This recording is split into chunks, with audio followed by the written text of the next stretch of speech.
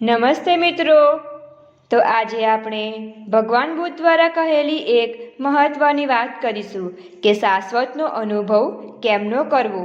તો તમે આ વિડીયોને અંત સુધી જરૂરથી જોજો। જો કે સફળતા માટેના આપણા પ્રયાસોમાં આપણા માટે શાશ્વતનો અનુભવ કરવાનું વધારે મહત્વનું છે। અનંત એક એવું વિશ્વ છે જ્યાં મોટાભાગની માનવજાત માટે અશક્ય છે। બીજા શબ્દોમાં એવું કહી શકાય કે તે માનવીય સમજથી પર છે। આ જ કારણે શાશ્વતનું એક ચોક્કસ મૂલ્ય છે, તેનું સ્થાન કોઈ લઈ શકતું નથી। આથી હું માનું છું કે આપણે શાશ્વતનો અનુભવ કરીએ ત્યારે જ સફળતા મળી શકે છે। અત્યાર સુધીમાં આપણે સફળતા વિશે ઘણા વિષયોની ચર્ચા કરી અને તેના આધારે એવું તારણ કાઢી શકાય કે સફળતા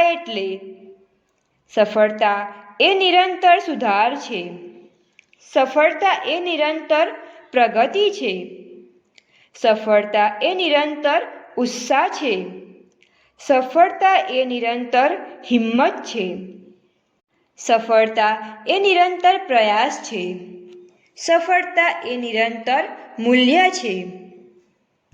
સફળતાનો સાચો અર્થ આ રીતે કરી શકાય છે। કામગીરીની ચર્ચા કરતી વખતે પણ તમે સફળતાનો દાવો કરવા માંગતા હોવ તો તમારી એ કામગીરીમાં કોઈને કોઈ તબક્કે તમે શાશ્વતનો અનુભવ કર્યો હોય એ અગત્યનું છે। તમે તમારી કામગીરી બાબતે ગમે તેટલા ઉત્સાહી હોવ, આમ છતાં તમને શાશ્વતનો અનુભવ થયો ન હોય તો એ સફળતા છીછરા પ્રકારની જ રહેશે। તમે તમારી અંગત ખુશીને સફળતા સાથે જોડી શકો, પરંતુ શાશ્વત આનંદના અનુભવ વિના સફળતા અંગેની તમારી લાગણીમાં ઉડાન અને ટકાઉપણું નહીં હોય। શાશ્વતનો અનુભવ કરવાનું સરળ ન પણ હોઈ શકે। શાશ્વત તત્વનો અનુભવ કંઈ વારંવાર નથી થતો। વળી એ એવું તત્વ પણ નથી જે પ્રયાસ કરવાથી અનુભવી શકાય। પણ આ એક એવી ક્ષણિક લાગણી છે જેને તમે તમારી કામગીરીમાં પૂરી શ્રદ્ધાપૂર્વક ડૂબેલા હોવ ત્યારે અનાયાસે જ અનુભવતા હોવ છો। આ સંજોગોમાં જો કંઈ મહત્વનું હોય તો તે તમારા પ્રયાસોનો હેતુ અથવા ધ્યેય છે।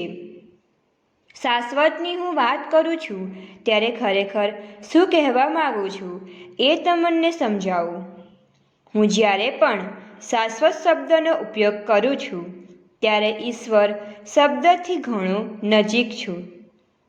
આપણે શાશ્વતમાંથી જન્મ્યા છીએ અને તેમાં જ પરત જઈશું। આ નશ્વર દુનિયામાં માનવનું શારીરિક અસ્તિત્વ છે અને તે પોતાના હેતુઓ પૂર્ણ કરવા મથામણ કરે છે, જ્યારે બરાબર એ જ સમયે તે અનંત વિશ્વમાં પણ આધ્યાત્મિક અસ્તિત્વ ધરાવે છે। પરિણામે જીવન દરમિયાન આપણે અમુક પ્રકારના દુઃખ અને ખાલીપણાનો અનુભવ કરીએ છીએ, તે સ્વાભાવિક છે।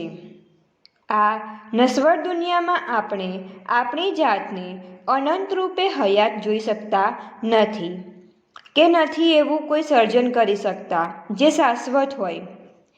આ સંજોગોમાં માનવે કોઈ હેતુ માટે શું કરવાની જરૂર છે? હું મુખ્ય મુદ્દાને બાજુ પર રાખીને અન્ય એક વિષયની વિચારણા કરવા માંગુ છું। આ વિષય શાશ્વત જેવો જ છે અને તે અમરત્વ તરીકે ઓળખાય છે। આપણે ક્યારેય મરતા નથી એવી એક ધારણા છે। કાળનો પ્રારંભ થયો ત્યારથી માનવજાત ચિરંજીવી થવા માગે છે અને તે માટે મથામણ કરે છે।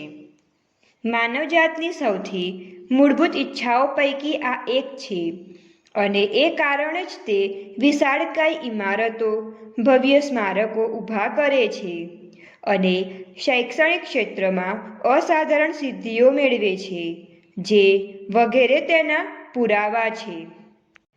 ચિરંજીવી થવાની આ મહેચ્છા શારીરિક જીવનની છે. તે સમય અને સ્થળમાં બંધાયેલી છે અને આવી તિરસ્કૃત જેલમાંથી નીકળીને તે દૂરના વિશ્વમાં પહોંચી જવા માગે છે. જે લોકો શાશ્વતનું ધ્યેય રાખે છે પણ તે મેળવી શકતા નથી, તેઓ તેમના તમામ પ્રયાસો છેવટે અમરત્વ મેળવવા તરફ વાળી દે છે. આ બાબતનું શ્રેષ્ઠ ઉદાહરણ વ્યવસાય ક્ષેત્રમાં સમૃદ્ધિનું છે. ધંધો એ ચિરંજીવી થવાની માનવીય ઈચ્છાનું પ્રતિબિંબ છે.